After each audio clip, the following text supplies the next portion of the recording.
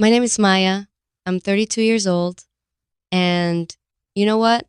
I spent most of my life trying to be the daughter my parents wanted, the one who didn't cause problems, the one who smiled and nodded and did what she was told.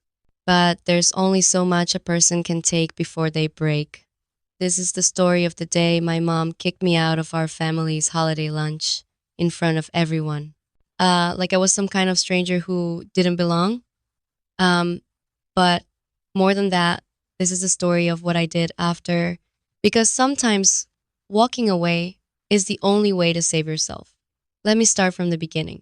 I grew up in what looked like a normal family: mom, dad, my older sister Karen, and me. From the outside, we probably seemed fine, but inside, things were always a little off.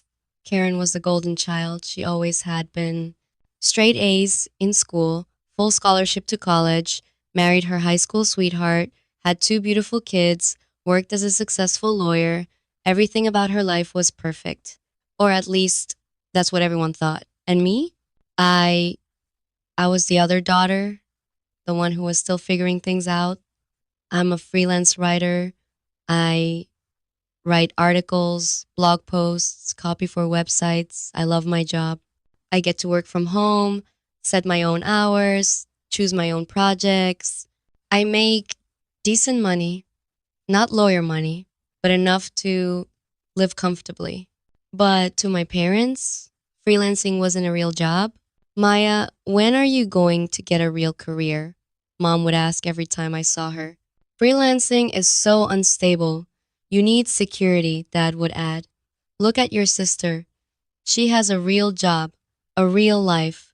When are you going to settle down?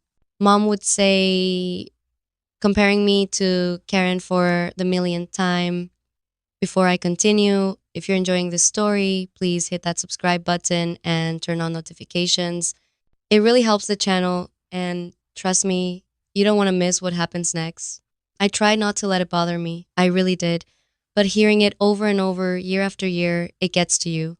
It makes you question yourself, makes you wonder if maybe they're right, maybe I wasn't enough, but I love my life, I love my work, I love my freedom.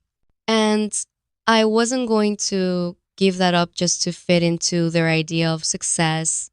Things got worse when I started dating Alex. I met Alex at a coffee shop about a year ago. He was playing guitar in the corner just for tips. His music was beautiful, raw and emotional and real. We started talking, and I realized he was more than just a talented musician. He was kind, thoughtful, and he actually listened when I spoke. He saw me, not the disappointment daughter, not the one who wasn't Karen, just me. We started dating, and honestly, I was happy, really happy. For the first time in a long time, I felt like someone understood me. Alex was a musician. He played gigs at local bars and venues, worked on his own music, and taught guitar lessons to make ends meet. He wasn't rich. He wasn't stable in the traditional sense. Um, but he was passionate about what he did, and he was working hard to make his dreams come true. I respected that. I loved that about him. My parents? Not so much. The first time I mentioned Alex to my mom, her face fell. A musician? Maya? Seriously? Yeah, Mom. He's really talented. Talented doesn't pay the bills. Does he have a stable income? He makes enough. He's doing what he loves. Mom sighed like I just told her I was dating a criminal. Maya, you need to think about your future. You can't build a life with someone who doesn't have stability. I tried to change the subject, but it didn't matter. Every phone call, every visit, mom and dad would bring up Alex. Always negative, always critical. Is he still doing that music thing? Has he gotten a real job yet? Maya, we're just worried about you. You deserve someone better. Better? That word again. Better meant rich. Better meant stable. Better meant boring. Karen jumped on the bandwagon too. Maya, I'm saying this because I love you.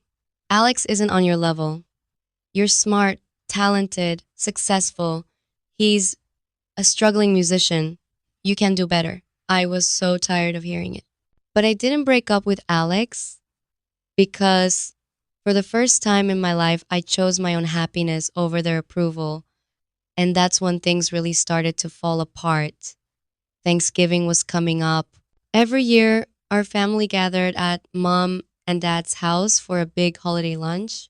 It was tradition. Karen would bring Tom and the kids, and I'd show up, smile through the passive aggressive comments, and leave as soon as I could. This year, I decided to bring Alex.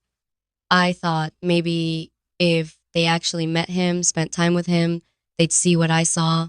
They'd see he was a good person, that he made me happy. I was so naive.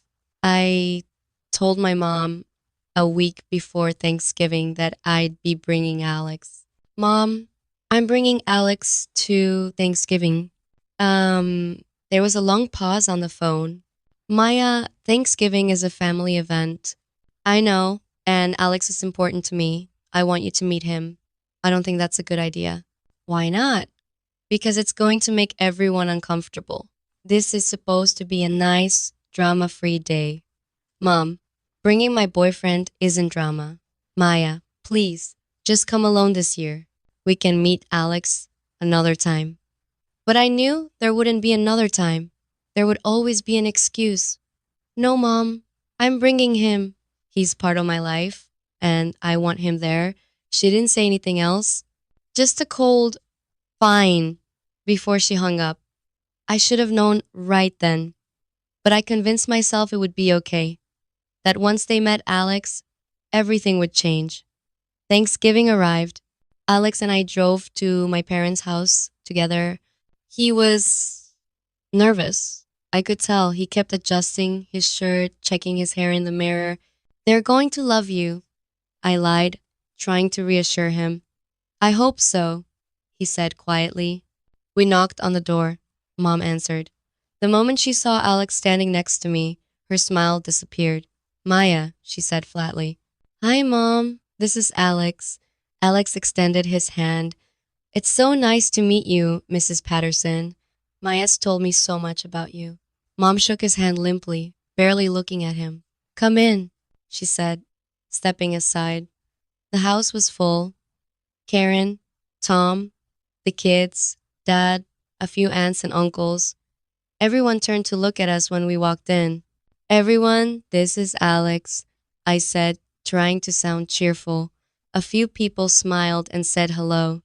Karen gave a tight lip nod. Dad shook Alex's hand but didn't say much. The tension was thick. We sat down in the living room. Alex tried to make conversation. He asked Tom about his work, complimented my aunt on her dress, played with Karen's kids. He was trying so hard, and I could see it wasn't working. Mom pulled me aside into the kitchen. Maya, what are you doing? What do you mean? Why did you bring him here? Because he's my boyfriend, Mom. I told you I was bringing him. I told you it wasn't a good idea. Now everyone feels awkward. Nobody feels awkward except you. Don't talk to me like that. This is my house, and I didn't want him here. Then you should have told me not to come, I said. Maybe I should have. I stared at her. What? Maya, you're being selfish. You know we don't approve of Alex, and you still brought him here. You're making everyone uncomfortable. I'm making everyone uncomfortable. Or are you just embarrassed because he's not a lawyer or a doctor? Don't twist this. He's not right for you, and you know it. No, Mom, he's not right for you, but he's perfect for me. Mom's face hardened. If you can't respect my wishes in my own home, then maybe you shouldn't be here. What are you saying? I'm saying if you're going to bring drama into this family, then maybe it's best if you leave. I felt like she'd slapped me. You're kicking me out on Thanksgiving? I'm asking you to respect my home. I am respecting your home. I brought my boyfriend to a family gathering. That's not disrespectful.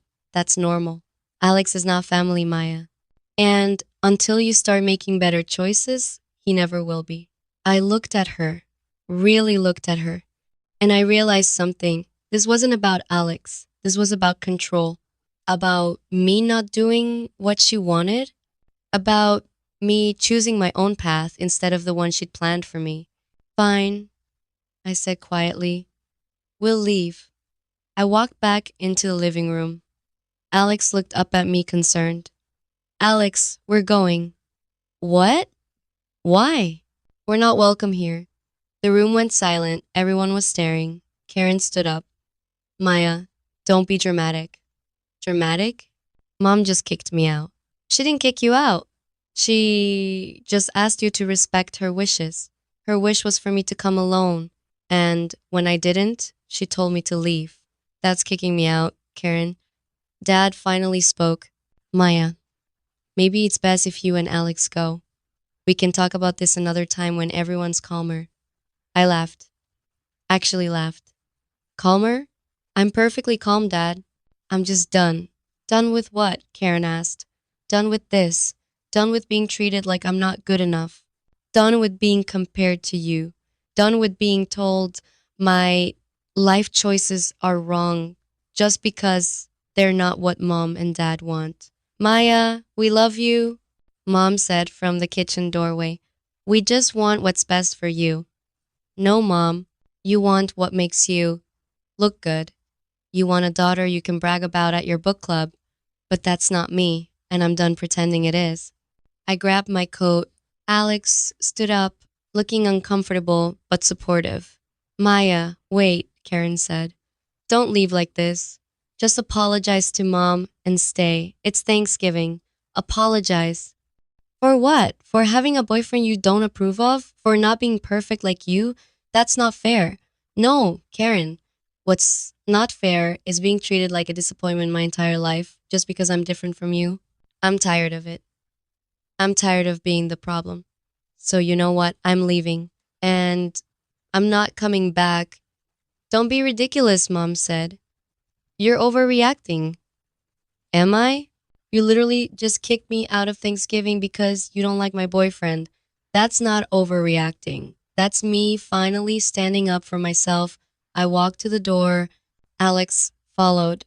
Maya, if you leave now, don't expect us to just welcome you back, Dad said. I turned around one last time. I won't. And we left. The drive home was silent. Alex didn't know what to say, and honestly, neither did I. I felt numb, angry, hurt, but also free. For the first time in my life, I'd stood up to my family. I'd chosen myself. When we got back to my apartment, Alex finally spoke. Maya, I'm so sorry. This is my fault. No, it's not. This has been building for years. You just brought it to the surface. Do you regret bringing me? I looked at him. This kind, talented, supportive man who loved me for who I was? No, I don't regret it at all. We spent Thanksgiving together, just the two of us. We ordered Chinese food, watched movies, and talked. And you know what? It was one of the best Thanksgivings I'd ever had. The days after were harder. My phone was silent. No calls from Mom or Dad. No text from Karen. Nothing. I told myself I didn't care. But I did. Of course I did. They were my family. But I also knew I'd made the right choice. I couldn't keep living my life for their approval. Weeks passed. Christmas came and went. I wasn't invited to any family gatherings. I spent it with Alex and his family, who welcomed me with open arms. They were warm, kind, and didn't judge me for my career or my choices. It was nice, but it also made me sad because I realized what I'd been missing my whole life: acceptance. 3 months after Thanksgiving, my phone rang. It was Karen. I almost didn't answer, but something made me pick up. Hello? Maya, it's me. I know. There was a pause. Can we talk? In person? I hesitated. Why? Because I miss you and because I think I owe you an apology. We met at a coffee shop. Karen looked tired, stressed. Thank you for meeting me, she said. What do you want, Karen?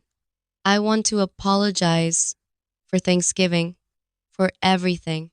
I didn't say anything.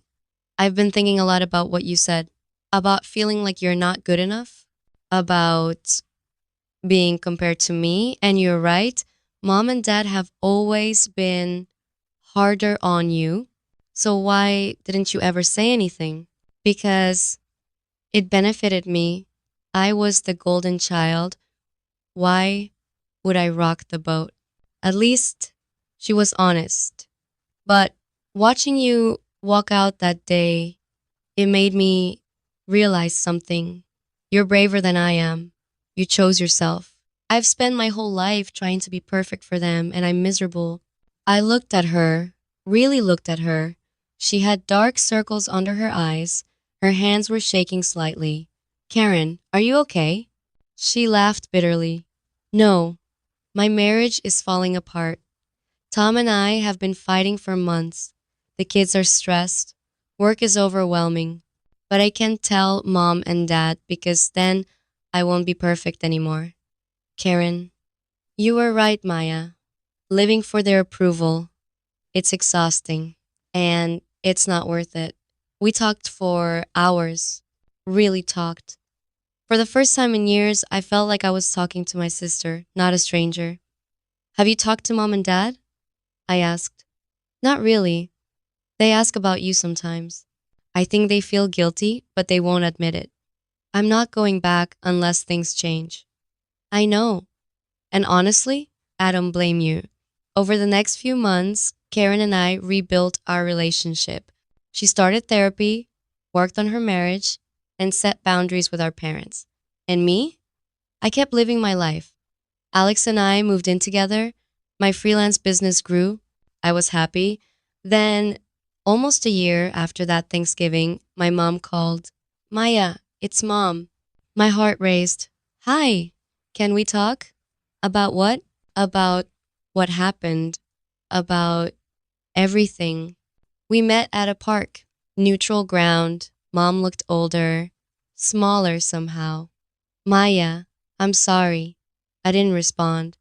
I'm sorry for kicking you out, for not accepting Alex, for making you feel like you weren't good enough.